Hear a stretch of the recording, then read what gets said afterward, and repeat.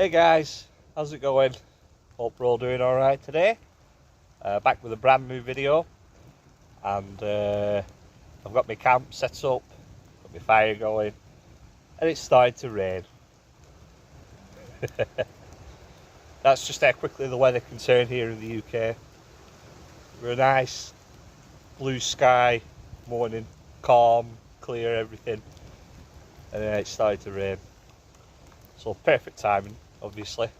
But yeah, I wanted to do a couple of quick shout outs before I get into today's topic.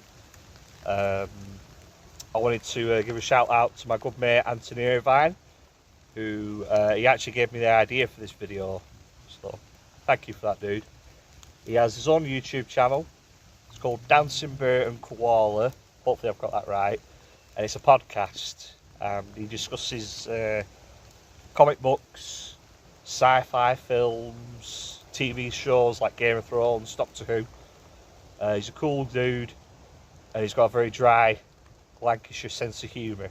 So if that sounds like something you're interested in, go check out his channel. I'll leave the link down below in the description. And then I wanted to give a shout out, a proper shout out to my best mate Luke, who I've mentioned before in these videos. He's got an amazing YouTube channel called Anglo Detecting, and again I'll leave the link down below. And yeah, he's built his channel up from nothing to this absolutely amazing network of metal detectorists across the UK. I'm super proud of him because he deserves it. He's my best mate. He's been there for me for a lot of hard times. So if you're interested in that kind of thing, again, I'll leave the link down below. His videos are very rooted in local history, so again, if you're into that sort of stuff, it could be something you're interested in.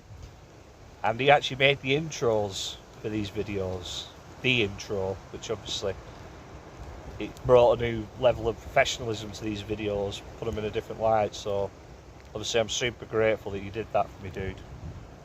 So yeah, that'll do it, and hopefully this rain's going to clear up, then we can get on with today's video. Right, I think it's starting to clear up, thankfully.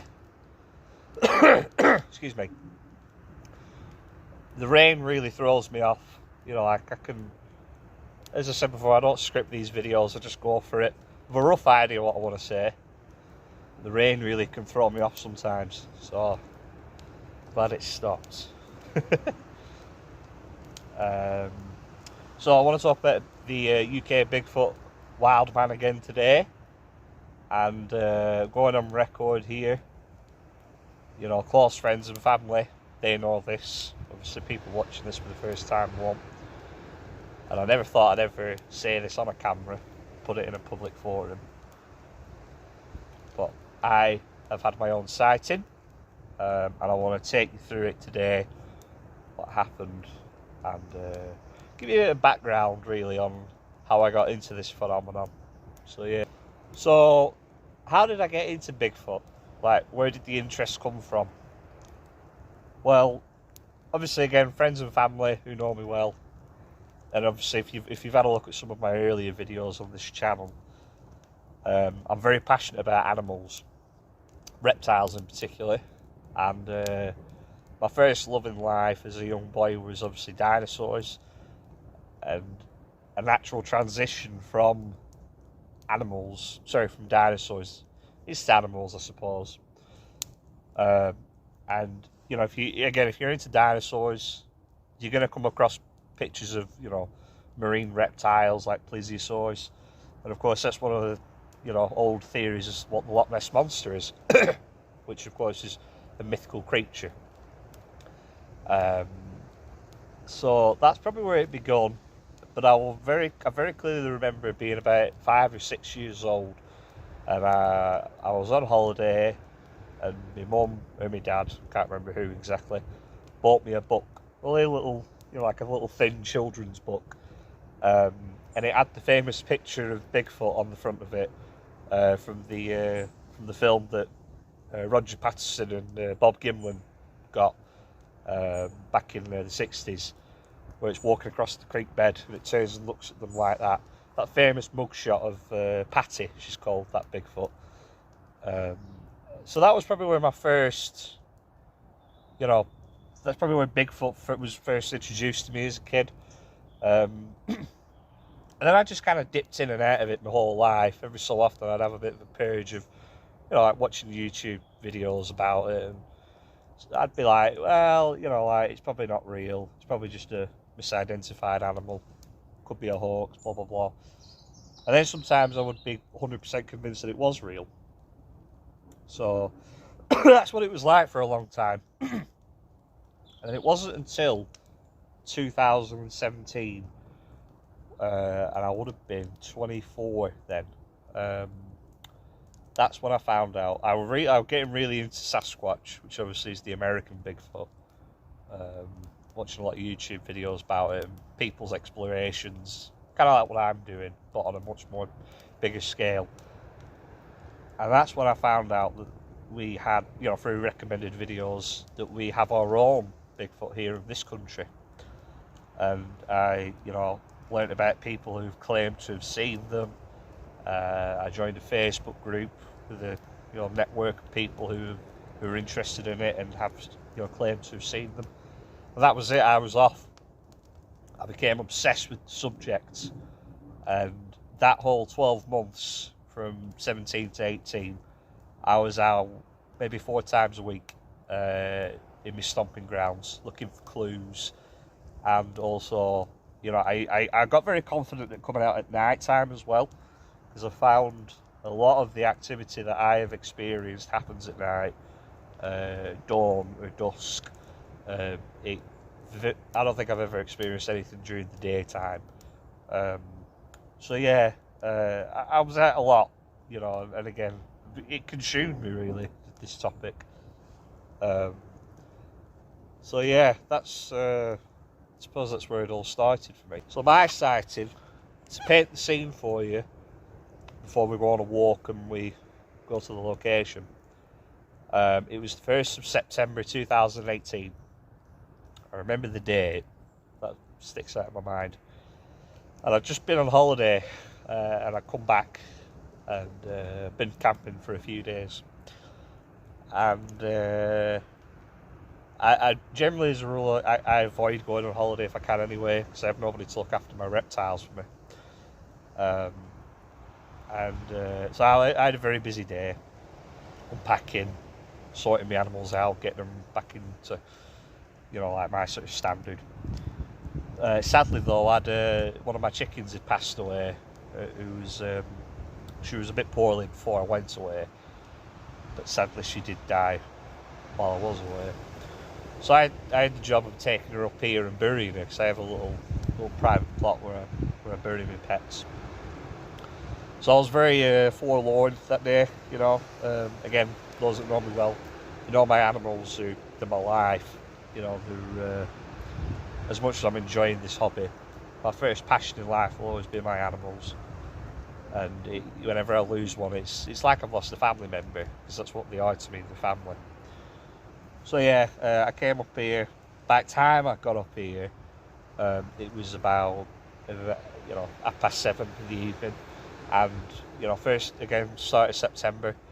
It was a nice day. It was about 20 degrees, maybe 21, 22. It was a nice day, which for where I live, that is a nice day.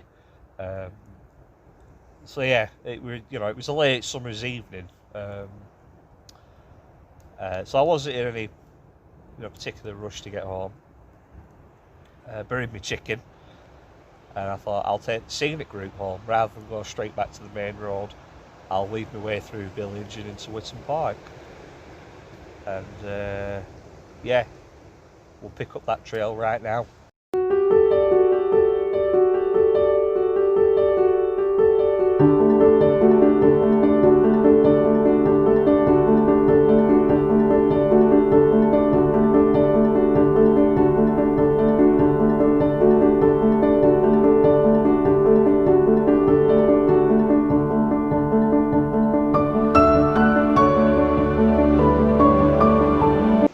Tell you something, the weather up here is crazy today. Wind keeps coming and going, so hopefully the audio in this video is okay. and then we keep getting clear blue sky, and we keep getting showers.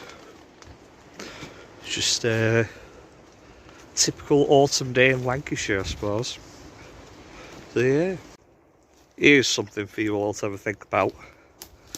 That is possible misidentification of a Bigfoot type creature here in the UK, as in mistaking it with, you know, a native species. You know, because obviously over in America, where they have the Sasquatch, and then Russia, they have the Almasty, Mongolia has the Yeti, and then even China, you know, they have the Yeren. All those regions have one animal in particular that could be misidentified as a Bigfoot, wildman type creature. That's the bear, you know, and all the various different species of them. I mean, you know, a grizzly bear in North America and Canada, big male, full-grown male, stands up on its hind legs. You can get up to 9 foot tall, you know, in excess of 500 pounds. It's a massive animal, you know, and if you're walking through a very dense, thick woodland, and you just catch a glimpse of something like that, you know, it's stood up on its back legs. Who knows, maybe your brain would fill in the blanks, and you think, oh my gosh, Bigfoot, it's in one. You know, in that split second that you turn away, or maybe that split second you try and get your camera out to record it, bear's going to go back down onto its, you know, other legs. It's going to wander off. You know, I always remember when I was in South Africa many years ago, I went on a game reserve, did like a work placement there for a few weeks, and we'd be driving through the bush, you know, and elephants would just appear from nowhere. Never heard them, never saw them, you know, and it's the largest land mammal in the world. You'd think an animal like that would stick out like a sore thumb. All they have to do is step back into the tree line, and you'd never know they were there. So again, when we're talking about the supposed intelligence of this creature, whatever it is, they're masters of remaining elusive and hiding in plain sight. If you think that you're fooling them when you come out here trying to look for them, there's only one person you're fooling, and that's yourself. So yeah.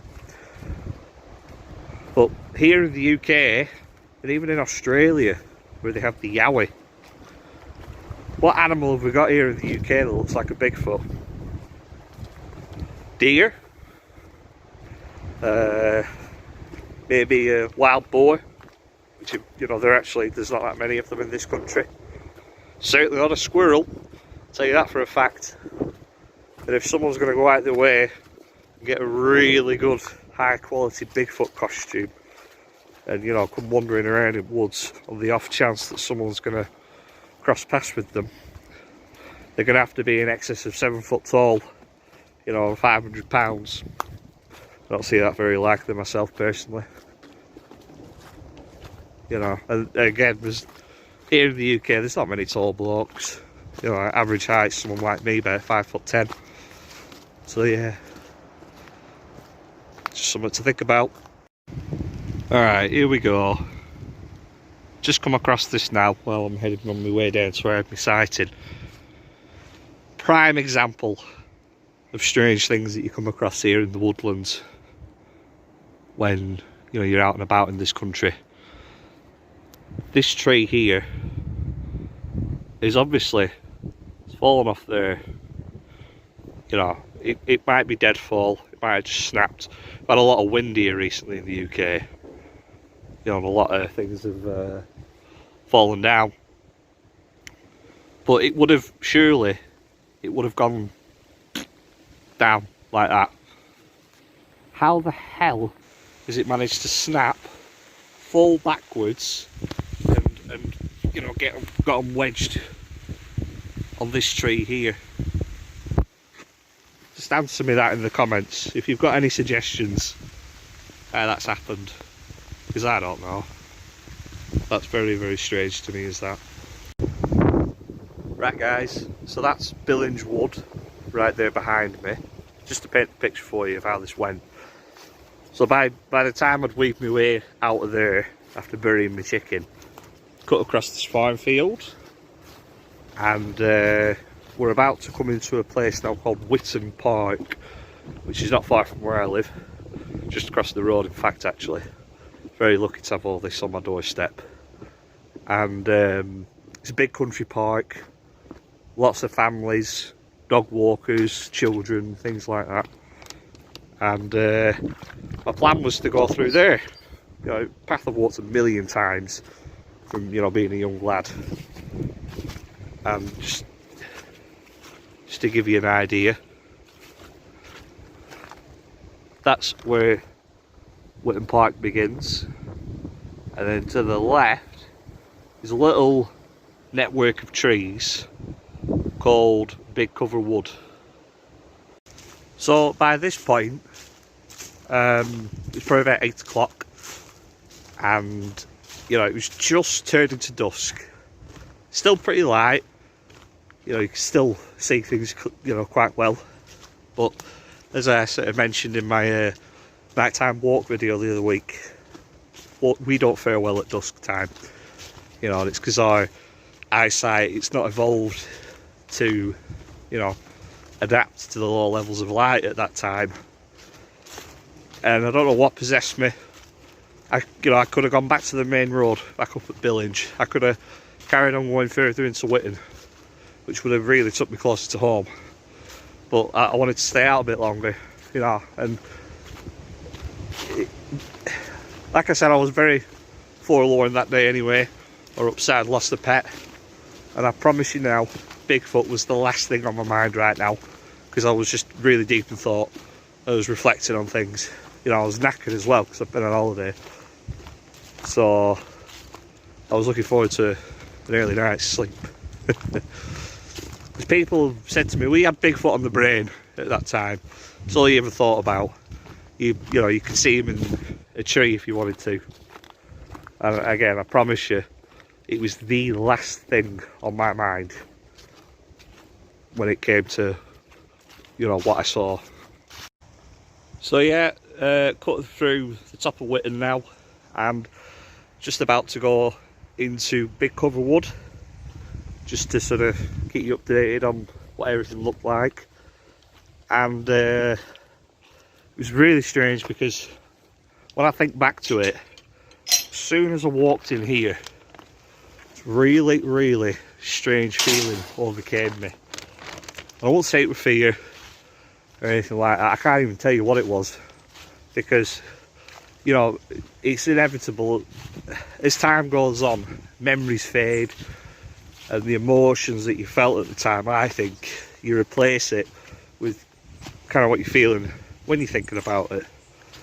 But it was, I'm sure there was some really bizarre feeling that came over me. So I'm walking up this little slight rise, and interestingly enough, there's a creek that runs parallel to it, and we'll get back to that in a minute. But yeah, I was just weaving my way up here, not caring the world. Well, obviously I was upset about my chicken, but I was just plodding along as you do. And when you're kind of like walking and taking things in without even realising it, I suppose just appreciating nature and whatnot, I just turned to the left, just like that. I took a few steps, and then I stopped, and it was almost like Bruce Almighty when he skips backwards because he's seen the bullies down the back alley. I just walked backwards like this, and I'll zoom in. Where that tree is, there's a dip in the foliage, and I saw something that shouldn't have been there. And what I saw, it was cone shaped, and I didn't understand what it was I was looking at first, but it was one of those things where it just stuck out as something that shouldn't have been there. My brain must have just picked up on it. But then it started to move, and it looked like an arm came up to the right hand side, and it sort of like, it almost did like a ballerina twirl behind that tree. And me and my sister, we laugh about this quite a lot. By this point, my jaw's on the ground. Couldn't believe what I was seeing. And then the next thing that happened was that it peeked out from behind that tree. And then this thing was orangutan orange. It wasn't brown, it wasn't black, it wasn't grey, it wasn't beige, it was orange. It was as orange as King Louis off Jungle Book. But the skin was leathery black. And it was, in my mind, it looked like it was gaping at me. It might not have been. But I couldn't make out the eyes, I could just make out that it was opening its mouth and it was gaping at me. Maybe it was surprised to see me as I was a bit. So yeah, I saw that and I took off running back to the left as fast as I could out into the farm fields. And yeah, I'd say I was pretty shocked, startled, scared is an understatement. As soon as I was back out in the field, my knees gave out and I fell to the floor, started crying like a baby, which, you know, could be embarrassing to some, but I was really that scared at that point. And yeah, first thing I did was I rang my girlfriend at the time and told her what I'd seen. I remember her saying to me, well, you do go out and look for them, why are you so surprised to see one? So yeah. So I came back a couple of days later, after I calmed down, you know, tried to wrap my head around what I'd seen. Came back to the site, and I really wanted to try and get to the tree, see if I could, you know, find any clues and evidence as to what I'd seen. So that's the tree, and yeah.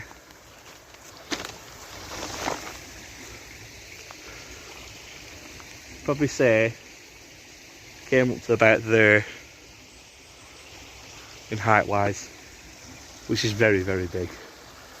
You know, like when you hear about a lot of reports of the woodwoos, UK wildman, Bigfoot, whatever you want to call it, it's not often described as overly big, and it makes sense as that, because animals that are isolated in little pockets of nature, they're generally smaller than animals in, you know, on continents, because they've less resources.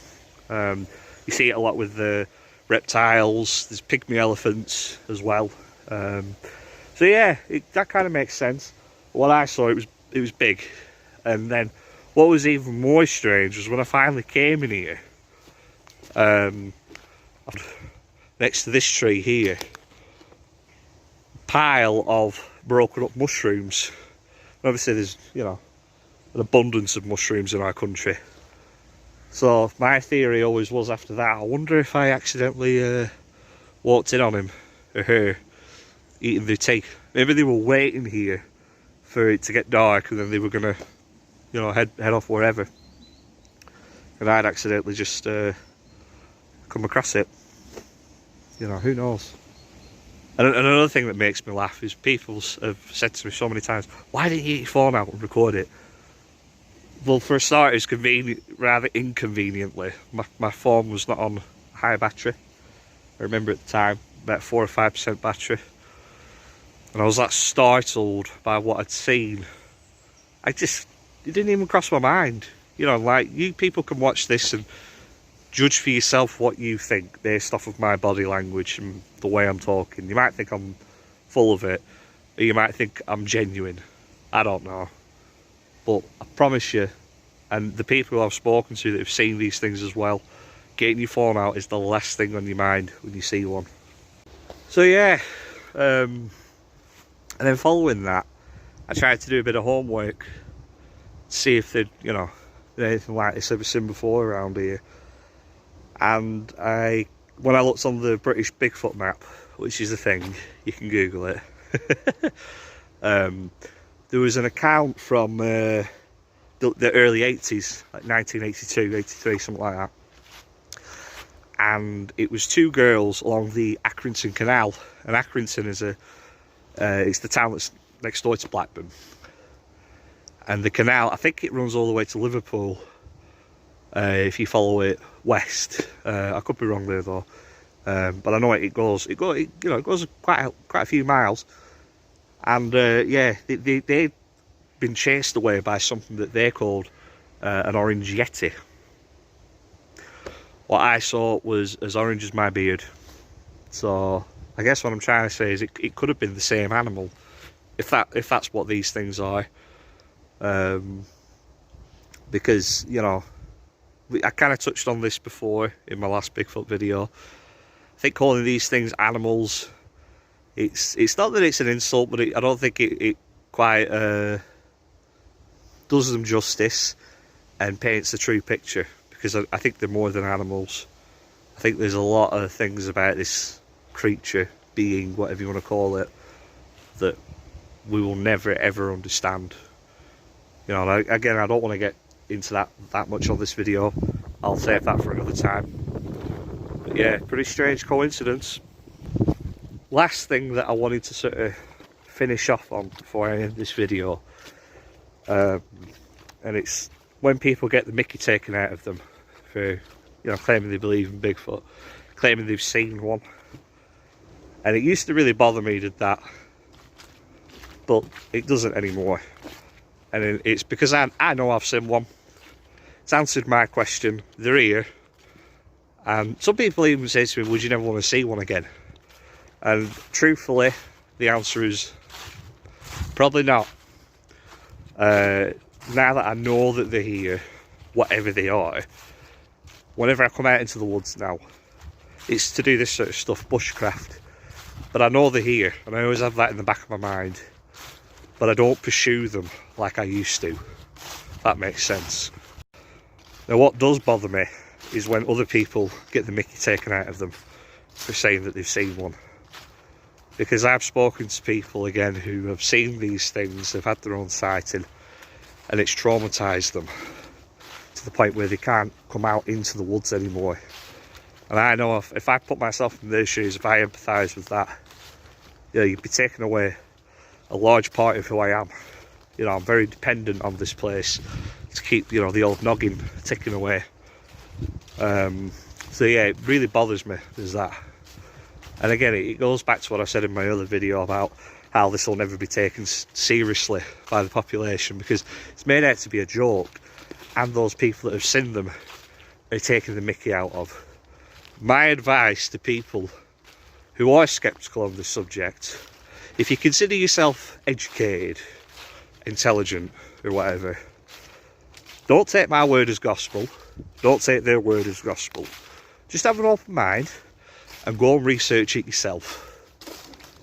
Go and have a read of some sightings, watch some videos, get out into nature, because that's what this is all about. Ultimately, it's about being out here and enjoying this. Doesn't matter if you don't see any clues or signs that they're out here. Like I say, I don't pursue them anymore like I used to, because my question's been answered and I know that they're here. But my advice to you is, you know, get out here, get some boots on, and come and have a look for yourself, rather than taking the easy option and putting people down for something that they believe in. So that's gonna about do it for today, guys. I don't know how long this video is going to be. I'll see when I get in and start editing it. Apologies if it's too long for some. But I have a lot to say about this subject, and I've still got a lot more to say about it. So we'll touch in the future on those other aspects of the UK wildman Bigfoot phenomenon. But for now, again, thanks for watching. If you like the video, please give us a like, subscribe if you haven't, share the channel if you want to. Massively appreciate that. And I'll see you all in the next video. Bye bye.